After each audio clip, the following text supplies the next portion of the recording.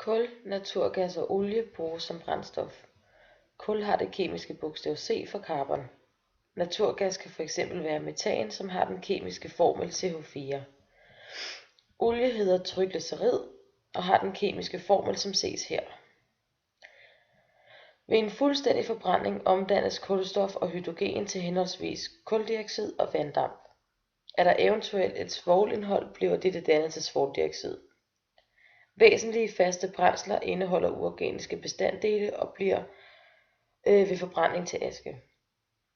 Ved en ufuldstændig forbrænding dannes der sod. Brændslet kan enten være en gas som metan og propan, det kan være væske i form af benzin, dieselolie eller fyringsolie, og det kan være et fast materiale i form af kul eller træ.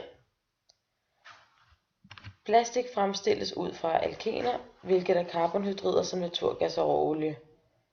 Polyeten er et af de mest anvendte stoffer til fremstilling af plastik, og den har formlen som ses her.